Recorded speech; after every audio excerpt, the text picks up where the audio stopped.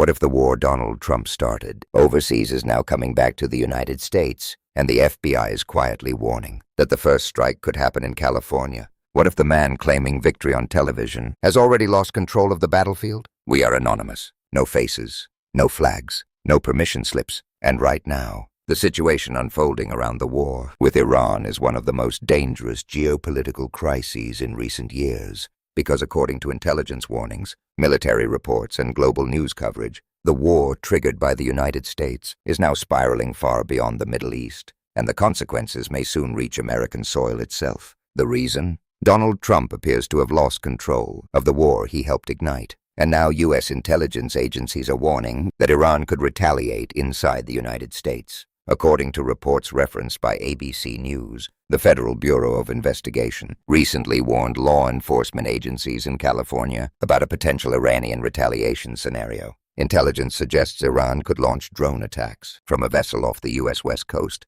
possibly targeting locations in California. The idea is simple and terrifying at the same time. Unmanned aerial vehicles launched from a ship somewhere in the Pacific Ocean, flying toward American territory. Even the FBI's Los Angeles field office refused to comment publicly on the warning, which only reinforces how seriously authorities are taking the possibility. And while intelligence agencies are preparing for potential attacks on American soil, global markets have already started reacting to the chaos. Oil prices jumped dramatically as traders realized the war could disrupt the global energy system, because the conflict is centered around one of the most critical oil routes on Earth, the Strait of Hormuz. About 20% of the world's oil supply passes through that narrow waterway. When war threatens that corridor, the entire global economy trembles. But instead of presenting a clear strategy, Donald Trump has been giving confusing and contradictory statements about the conflict. When reporters asked him whether the United States was involved in a war with Iran or simply conducting a military operation,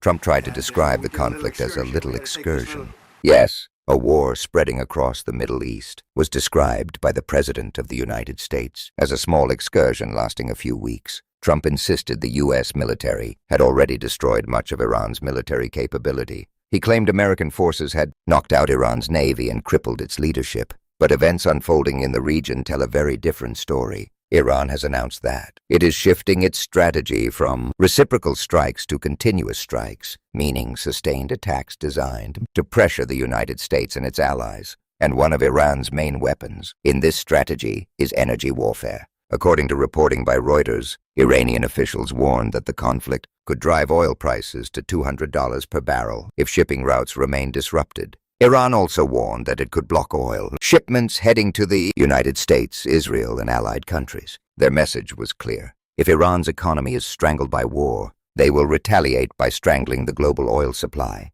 And we are already seeing the first signs of that strategy in action. Several major incidents have occurred in the Strait of Hormuz. Multiple commercial vessels have been attacked or damaged amid escalating tensions. One Thai-registered cargo ship caught fire after being struck by projectiles, forcing an emergency evacuation. Other vessels also reported damage as panic spread through the shipping industry. The result? Shipping companies have started avoiding the strait entirely. At one point, traffic through the passage dropped by roughly 70%, according to maritime tracking data. For global energy markets, that is catastrophic. But the escalation did not stop there. The conflict soon spread beyond the Persian Gulf. In Oman, a key regional logistics hub, Iranian drones struck fuel storage facilities at the port of Salalah, one of the country's largest oil and shipping terminals. Several drones hit fuel tanks at the port, triggering massive fires and forcing authorities to suspend operations.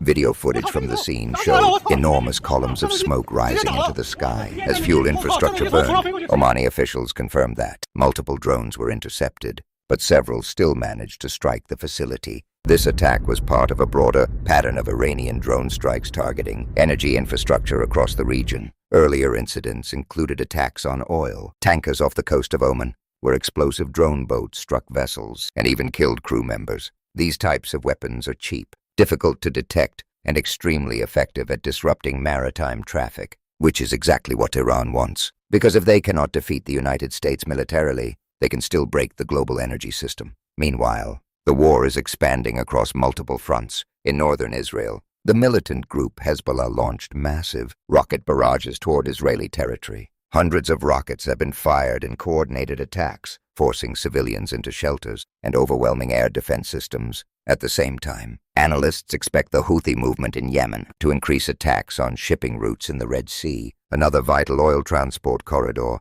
If both the Strait of Hormuz and the Red Sea become conflict zones, global energy supply chains could collapse. That appears to be exactly the scenario Iranian leaders are signaling. But perhaps the most disturbing revelation involves a U.S. military strike that reportedly hit a school in Iran. According to investigative reports cited by journalists covering the war, the strike killed around 150 schoolgirls along with other civilians. When reporters asked Donald Trump whether he accepted responsibility as commander-in-chief, his response was shocking. He said he didn't know anything. The President of the United States claimed he had no knowledge of a strike carried out by his own military. Moments later, reporters asked another question. Could Trump declare victory in the war, even if Iran's leadership remained in power? Trump refused to answer.